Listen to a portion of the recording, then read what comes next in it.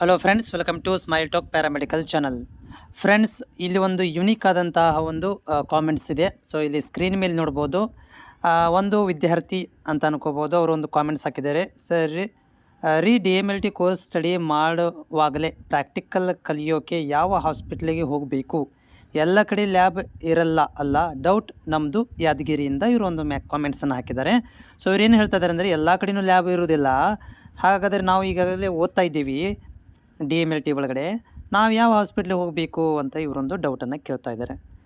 So same ಪ್ರಾಬ್ಲಮನ್ನು ನಿಮ್ಮ ಕಾಲೇಜಲ್ಲಿ ನೀವು ಇದನ್ನು ಕೇಳಬೇಕಾಗತ್ತೆ. ಯಾಕಂದರೆ ಅಡ್ಮಿಷನ್ ಮಾಡಿಸ್ಕೋಬೇಕಾದ್ರೆ ಅವರು ನಿಮ್ಮ ಹತ್ರ ಏನೇನೋ ಹೇಳಿ ಫೀಸನ್ನು ತೊಗೊಂಡಿರ್ತಾರೆ.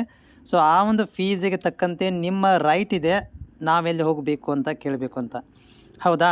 ಯಾಕಂತಂದರೆ ಹಾಸ್ಪಿಟ್ಲ್ ಪ್ರೊವೈಡ್ ಮಾಡಿಕೊಡೋದು ಕಾಲೇಜ್ನವರೇ ನಿಮಗೇನು ಮಾಡಬೇಕು, ಪ್ರಾಕ್ಟಿಕಲ್ ಕ್ಲಿನಿಕ್ಗಳನ್ನು ಹಚ್ಚಿಕೊಡ್ಬೇಕು.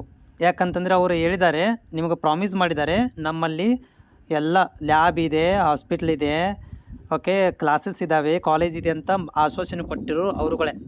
ಅವ್ರ ಹತ್ರನೇ ಈ ಮಾತನ್ನು ಕೇಳಬೇಕು. ಒಂದೇದು, in case of as a general ಆಗಿ ನಾನು ನಿಮಗೆ ಏನಂದರೆ ಇನ್ಫಾರ್ಮೇಷನ್ ಕೊಡೋದೇನಂತಂದರೆ, ಒಂದಷ್ಟು ಕಾಲೇಜ್ಗಳಿದೆ ಅನ್ನೋದಕ್ಕಿಂತ 500 ಕರ್ನಾಟಕದಲ್ಲಿ 500 ಚಿಲ್ಲರ ಕಾಲೇಜ್ಗಳಿದ್ದಾವೆ.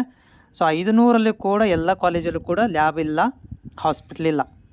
ಎಲ್ಲರೂ ಕೂಡ ಗೊತ್ತಿರುವಂಥ ಮ್ಯಾಟ್ರೆ. ಅವರು ಫೇಕಾಗಿ ಡಾಕ್ಯುಮೆಂಟನ್ನು ಅಪ್ಡೇಟನ್ನು ಮಾಡಿರ್ತಾರೆ. ಒಂದಷ್ಟು ಫೇಕ್ ಕಾಲೇಜು ಇದೇ ಥರನಾಗಿದ್ದಾವೆ. ಅದರಲ್ಲಿ ನೀವೇನಾದರೂ ವಿದ್ಯಾರ್ಥಿ ಆಗಿರ್ಬೋದು. ಸೊ ಆವಾಗ ನೀವೇನು ಮಾಡಬೇಕು ಅಂತಂದರೆ, ನೀವಾಗಲೇ ಯಾವುದಾದ್ರೂ ನಿಮ್ಮ ಒಂದು ಯಾದಗಿರಿ ಜಿಲ್ಲೆಯಲ್ಲಿರುವಂಥ ಹಾಸ್ಪಿಟ್ಲಿಗೆ ಹೋಗಿ ರಿಕ್ವೆಸ್ಟ್ ಮಾಡಿಕೊಂಡು, ಅಥವಾ ನೀವು ಯಾವುದೋ ಒಂದು ಪ್ರೈವೇಟ್ ಲ್ಯಾಬಲ್ಲಿ ಹೋಗಿ ಅವರಿಗೆ ರಿಕ್ವೆಸ್ಟ್ ಮಾಡಿಕೊಂಡು ನೀವು ಕಲಿಬೇಕಾಗತ್ತೆ. ಕಾಲೇಜಿನವರು ಇದನ್ನು ಕೊಡಲಿಲ್ಲ ಅಂತಂದರೆ ಅಷ್ಟೇ ನೀವು ಏನು ಮಾಡಬೇಕು, ನೀವಾಗಲೇ ಹೋಗಬೇಕು, ಹುಡ್ಕೊಂಡು ಹೋಗಬೇಕು, ಕಲಿಬೇಕು. ಇಲ್ಲ ಸರ್, ಅಲ್ಲೆಲ್ಲೂ ನಮ್ಗೆ ಯಾರೂ ಕೇರ್ ಮಾಡ್ತಾ ಇಲ್ಲ, ನಾವೇನು ಮಾಡಬೇಕಂದ್ರೆ ಅದು ನಿಮ್ಮ ಒಂದು ವೀಕ್ನೆಸ್ ಆಗುತ್ತೆ, ನಿಮ್ಮ ಅನಿವಾರ್ಯತೆ ಅದು. ಯಾಕಂತಂದರೆ ಅದನ್ನು ಕಾಲೇಜಿನವರು ಪ್ರೊವೈಡ್ ಮಾಡಿಕೊಡ್ಬೇಕಿತ್ತು. ಬಟ್ ವಿದ್ಯಾರ್ಥಿಗಳು ಎಷ್ಟು ಟ್ರೈ ಮಾಡ್ತಾರೆ ಒಂದಷ್ಟು ಪ್ರೈವೇಟಲ್ಲಿ ಹೋಗಲಿಕ್ಕೆ, ಒಂದಷ್ಟು ಸಿಗೋದಿಲ್ಲ. ಸೊ ನಾವೊಂದು ಸಜೆಷನ್ ಮಾಡೋದೇನಂತಂದರೆ, ನಿಮಗೆ ನಿಮ್ಮ ಒಂದು ಅಕ್ಕಪಕ್ಕದಲ್ಲಿರುವಂಥ ಚಿಕ್ಕ ಪುಟ್ಟ ಲ್ಯಾಬಲ್ಲಿ ಇದ್ದರೂ ಕೂಡ ನೀವು ಹೋಗಿ ಪ್ರಾಕ್ಟೀಸ್ಗಳನ್ನು ಮಾಡಿಕೊಳ್ಳ್ರಿ. ಅಥವಾ ಯಾವುದಾದ್ರು ದೊಡ್ಡ ಹಾಸ್ಪಿಟ್ಲ್ ಇದ್ದರೆ ಅಲ್ಲಿ ನೀವು ಪಾರ್ಟ್ ಟೈಮಿಗೆ ಹೋಗಿ ಸೊ ಫ್ರೀಯಾಗಿ ಪ್ರಾಕ್ಟೀಸ್ ಮಾಡಿಕೊಂಡು ನೀವು ಕಲಿಬಹುದು. ಆ ಕಾಲೇಜ್ನವರು ಎಲ್ಲಿ ತನಕ ನಿಮಗೆ ಪ್ರಾಕ್ಟಿಕಲ್ ಕಳಿಸೋದಿಲ್ಲ ಅಲ್ಲಿ ತನಕ.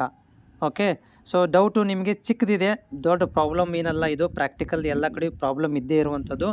ಅಥವಾ ನೀವು ಈಗಾಗಲೇ ಓದ್ತಾ ಇದ್ದೀರಿ, ನೀವು 3rd ಇಯರ್ ತನಕ ವೇಟ್ ಮಾಡಬೇಕು. 3 ತಿಂಗಳ ಇಂಟ್ರನ್ಶಿಪ್ ಇರುತ್ತೆ. ಆ ಇಂಟ್ರನ್ಶಿಪ್ಪಲ್ಲಾದರೂ ನೀವು ಪ್ರಾಕ್ಟಿಕಲನ್ನು ಕಲಿಬಹುದು. ಓಕೆ, ಇವಾಗ ಚೆನ್ನಾಗಿ ನೀವು ಥಿಯರಿಗಳನ್ನು ಓದಿಕೊಂಡು 3 ತಿಂಗಳ ಇಂಟರ್ನ್ಶಿಪ್ಪಲ್ಲಿ ಓದ್ಕೊಳ್ಬೋದು. ಇದು ಪ್ರಾಕ್ಟಿಕಲನ್ನು ಕಲ್ಕೋಬೋದು. ಅಥವಾ ನಿಮ್ಮಲ್ಲಿ ಫ್ರೀ ಟೈಮ್ ಇದ್ದರೆ ನೀವು ಪಕ್ಕದಲ್ಲಿರುವಂಥ ಯಾವುದಾದ್ರು ಜಿಲ್ಲೆಗೆ ಹೋಗಿ, ಅಥವಾ ನಿಮ್ಮ ಜಿಲ್ಲೆಯಲ್ಲಿ ನೀವೇನು ಮಾಡ್ಬೋದು, ಪ್ರಾಕ್ಟಿಕಲ್ ರಿಕ್ವೆಸ್ಟ್ ಮಾಡಿಕೊಂಡು ಜಾಯಿನ್ ಆಗಿ ಮಾಡಿಕೊಳ್ರಿ. ಕಾಲೇಜ್ ಮೇಲೆ ಜಾಸ್ತಿ ಹೇಳಿ ನೋಡಿ, ಅವ್ರು ರೆಸ್ಪಾನ್ಸ್ ಮಾಡಲಿಲ್ಲ ಅಂದರೆ ಇದೇ ನಿಮ್ಮ ಹತ್ರ ಆಪ್ಷನ್ ಇರೋದು, ಬೇರೆ ಯಾವುದೇ ಥರಂಥ ಆಪ್ಷನ್ ಇಲ್ಲ.